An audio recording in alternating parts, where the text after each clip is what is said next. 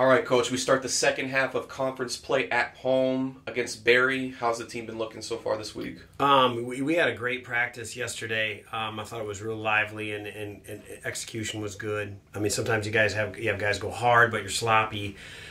Or sometimes guys are sharp, but you might not have everybody competing at game level. But I thought yesterday was really good. I mean, especially coming off of a really a great game versus Rollins overtime loss. You know how exactly the energy, how hard you're going to have to push as a coaching staff. And I thought they were very self-motivated, and they've been a great group that way. So yeah, good practices, and you gotta be ready. There's so much parity in this league, and Barry just really physically stuck it to us on New Year's Day down at their place, coming off of a Christmas break. I didn't think we competed to the level we've competed. I think of all the games the entire year, I thought it was our worst competitive effort, or just the ability to sustain high level of competitive spirit. And I know our guys will be focused at that part, but you also have to be good at execution stuff too. You can't just say we're going to play hard and be tough. That gets you a chance for certain, but you have to do other stuff well as well.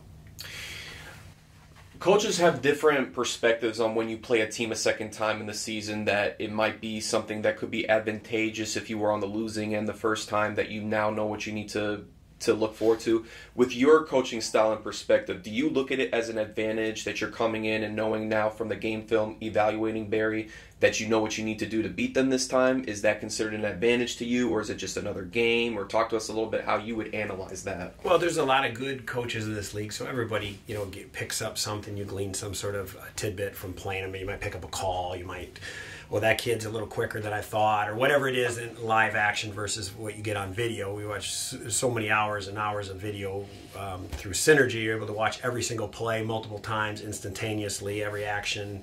So you really have a pretty good understanding of the scouting going in, but it is different of how they attack. Maybe you now have a better vision of their game plan, and vice versa. I mean, they're going to have that of what worked for them, what didn't work, so you have to be ready to counter it. But ultimately, guys have to execute, and like I said, there's a level of, and I've said this before, on these, the toughest team makes the rules. You have to have a mental toughness, and it's just not like at the tip. It's throughout the entire 40 minutes. I mean, that's the difficult things that mediocre teams don't sustain that, but great teams, they understand that and they sustain that, and they make every effort to. It doesn't mean they're going to play well the entire 40 minutes. What it means is that they're going to sustain a high level, a championship level of intensity, connectedness, toughness that allows them to persevere through difficult calls or bad luck or just not shooting the ball well, or somebody for their team just rolling, or whatever it is. So I think we definitely have that in us, and at times we've been really, really good with that. We just have to keep, make sure we keep getting better. Another team that shoots well from the three-point line in the Buccaneers. Something in terms of the game plan, is it something that you feel is going to be a difference maker into this contest, or are we going to see another aspect that it's going to come down to, like within the paint, or what's the take in terms of what you think is going to be the difference maker heading into Saturday? Well, you're right.